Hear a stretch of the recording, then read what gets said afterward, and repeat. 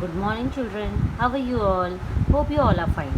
Children, today I will start the chapter number 5, heat. See, children, what is heat? Heat is a form of energy which causes sensation of warmth or cold to an object.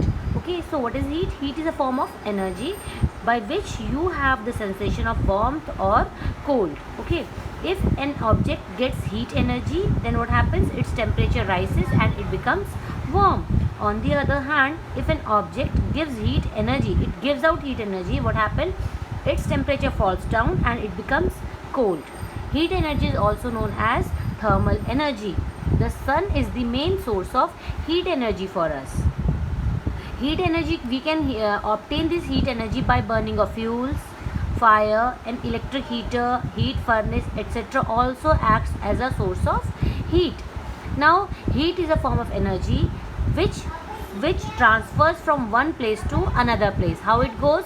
It always flows from the higher temperature to the lower temperature. Okay, so heat is the energy transferred from one body to another body due to a temperature difference. That means if there is a temperature difference between the two bodies, then heat will flow from the body which is at a higher temperature to a body which is at a lower temperature. Okay, now next topic is units of heat. See, children, we deal with SI unit of heat. Since heat is a form of energy and energy unit is SI unit is joule, so SI unit of heat energy is also joule, whose symbol is capital J. A commonly used unit of heat energy is calorie also, and its symbol is Cal. Now, the relationship between the calorie and joule is 1 calorie is equals to 4.186 joule, or we can say 1 calorie is nearly equal to 4.2 joule. Calories, the higher unit of calorie is kilocalorie, and 1 kilocalorie equals to 1000 calories. Okay, children. Now, the next topic is temperature. What is temperature? See, children, do not mix temperature with heat, because heat and temperature both are very different thing. Temperature is a degree of sensation of hotness or coldness of a body. Okay, the SI unit of temperature is Kelvin, which is represented by capital K. Commonly, the temperature of a body is measured in degrees Celsius. Sometimes the temperature is also measured in degree Fahrenheit. That means to measure the temperature, we have 3 types of scales. What they are? First of all, it is Kelvin scale. Then next is Celsius scale, and another is Fahrenheit scale. Now, we all have seen a mercury thermometer, which is given in your book also. You can see the diagram figure 5.3.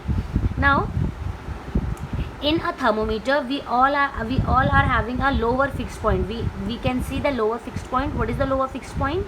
The melting point of pure ice at standard atmospheric pressure is taken as the lower fixed point. That means the temperature at which the melting point, at which the pure ice starts melting, it is known as what? The lower fixed point, and it is the lower fixed point on Celsius scale is what? 0 degree Celsius.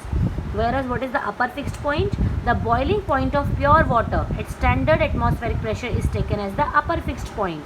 Okay, and we know that what is the temperature at which the water starts boiling. What is the temperature? That is on Celsius scale, it is 100 degree Celsius. That means on degree Celsius scale, the lower fixed point is 0 degree Celsius and the upper fixed point is 100 degree Celsius. Likewise, we have Kelvin scale also.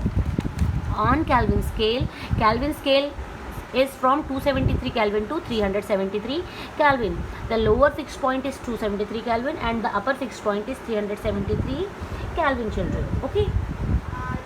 Now, why we know that in the thermometers we are using which liquid? We are using mercury. What are the reasons for using mercury in thermometers? See, children, we have many reasons for using mercury in thermometer. What they are? First of all, mercury is a good conductor of heat. It conducts heat very easily. Next, mercury does not stick to the glass capillary tube in thermometer. Since thermometer is made up of glass, and so it does not stick to glass. Next point for using mercury in thermometer is what? Its freezing point is minus 39 degrees Celsius. That means it is very difficult for us to achieve minus 39 degrees Celsius. That means it will never freeze easily. and the boiling point of mercury is 357 degree Celsius, which is also we are not going to achieve 357 degree Celsius. Hence the range of a mercury thermometer is quite large. Mercury is easily obtained in its pure form. And most important point for using mercury thermometer is what? That mercury is an opaque and shining liquid. It shines and we can easily see inside the glass. So these all are the reasons for using mercury in thermometer. Okay children, now temperature scales. I already tell you that we have three temperature scales. What they are? Celsius scale, Kelvin scale and Fahrenheit scale. Celsius scale starts from 0 degree to 100 degree Celsius. Kelvin scale is from 273 Kelvin to 373 Kelvin. Whereas Fahrenheit scale starts from 32 degree Fahrenheit to 212 degree Fahrenheit. That means what? In Celsius scale and in Kelvin scale we have 100 markings. Whereas in Fahrenheit, how many markings we have? From 212 minus 32 degrees Celsius, it is divided into 180 equal parts. Celsius scale and Kelvin scale is divided into 100 equal parts, whereas Fahrenheit scale is divided into 180 equal parts. After that children, we have the relationship between the three temperature scales. That means if we have the temperature in degree Celsius, we can convert into degree Fahrenheit temperature, as well as we can convert into Kelvin scale. The relationship is given in your book on page number 72. You can see the equation. C by 5 is equals to F minus 32 by 9 equals K minus 273 by 5. What is that? C means temperature in degree Celsius. C by 5 equals F minus 32. F is what? The temperature in degree Fahrenheit scale. F minus 32 by 9 equals K minus 273. K means what? Kelvin. Kelvin's temperature in Kelvin scale minus 273 by 5. So this is the most important relationship to convert the given temperature into another scale of temperature. Okay children. Now after that, what are the effects of heat? What are the effects of heat? Heat energy causes a number of effects. Some important effects we will discuss here. First of all, change in temperature. First effect of heat is change in temperature. Whenever a substance, whether it is solid or liquid or a gas, is supplied with heat energy, its temperature rises due to gain of heat energy and it becomes hot. On the other hand, if a hot substance gives out heat, its temperature falls. Okay. Now second is thermal expansion and contraction. What is thermal expansion? Next effect of heat is thermal expansion and contraction. What is expansion? Whenever we supply heat to any substance, it increases in its length, or its area increases, or its volume is increasing. That's why we say that whenever we give heat, it starts expanding. So the process of expansion of a substance on supplying heat energy to it is called thermal expansion. Next effect of heat is change in state. Whenever we supply heat, what happens? There may be a change of state. For example, if you have water and you keep on giving heat, when it will reach to 100 degrees Celsius, what will happen? Liquid will start changing into gaseous form. So when we give heat, there is a case that means that there is a case possible that there is a change in state also.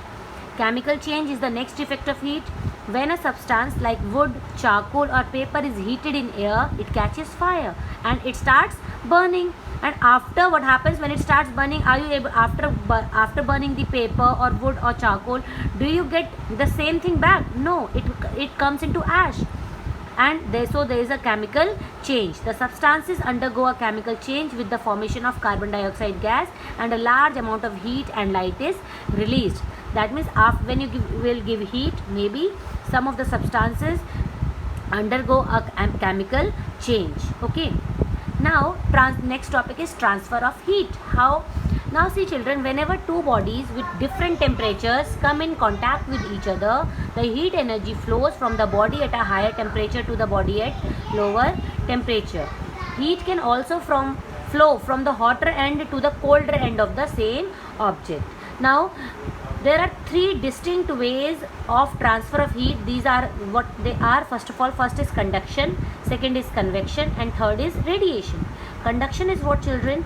Conduction is the process of transfer of heat from the hotter end to the colder end of a solid without any actual visible movement of material particles. That means the particles or the molecules will not move from its place, but it only transfers the heat energy from itself to another neighboring molecules.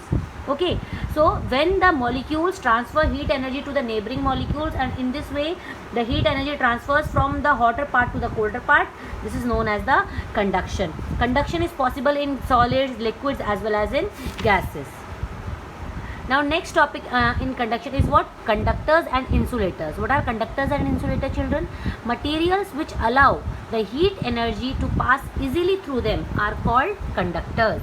Okay, like metals like copper, silver, nickel, aluminium, iron, etc.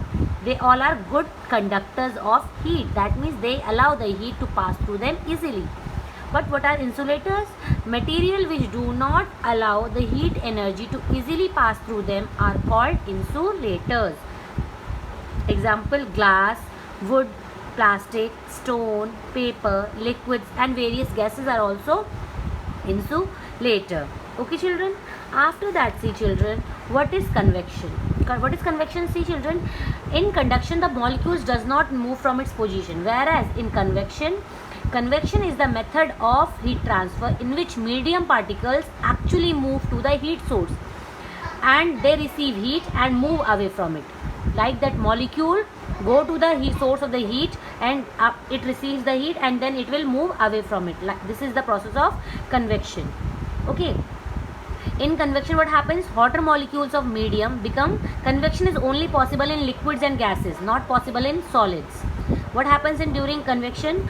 Hotter molecules of medium become lighter and rise up, while the colder molecules move down to take their place. Thus, a circulatory movement. What happens? The hotter molecules moves up and the colder particles take their places. So, a circulatory movement is set up in the medium, which creates continuous currents called convection currents. Okay, children. Now, the last method of transfer of heat is what? Radiation. What is radiation? How we are getting heat energy from the sun. Actually, we are millions of kilometers away from the sun, but still we are able to get the heat energy from the sun. And in between us, we have vacuum also. Okay. So radiation is the process of heat energy transfer from a hot body to a cold body directly without heating the space in between them. For radiation, no medium is required. Okay. That means for radiation, no medium is required, and radiation is that process of heat transfer from a hot body to a cold body directly without heating the space in between them. Okay children, so all hot objects emit heat radiation, whether it is an electric iron or electric heater or a fire. They all are emitting heat radiations. For example, when you sit near a fire, what you feel? How you feel the heat because of this radiation process. Okay. So, and radiation you do not require any medium also. That's why this is the reason the sun's heat energy is coming to us on the earth's surface. Now children, we have thermos flask or the Dewar flask. What is a thermos flask? A thermos flask is a special insulated flask that keeps a hot liquid hot and a cold liquid cold for few hours. Okay, you must be using all these thermos flasks during winters to keep hot water with you. Now, what is the construction of thermos flask? A thermos flask is a double-walled container. It is made up of double wall, two walls it has, made up of thin glass. Okay. Since it is made up of thin glass, so its outer covering is made up of either of metal or it is made up of plastic outside. Now, since it has two walls, the space between the two walls the air between the walls is completely removed so as to create a vacuum. The opening through which air is evacuated is then sealed. The flask is placed inside a metal or a plastic case with supports of cork or felt pads between them. That's why what is kept in between the plastic and the glass walls, like cork or felt pads, is filled. Why? So that if it will fall down, it will not break. The glass will not break. The thermos flask is designed to minimize heat transfer by conduction, convection or radiation. In thermos flask, it is difficult. It is impossible to transfer heat by any of the process, either by conduction, convection or radiation. It is not possible to transfer the heat. Okay children, so these are all the important topics which we have discussed in chapter number 5. Now your work is to read the chapter and understand it well. Thank you.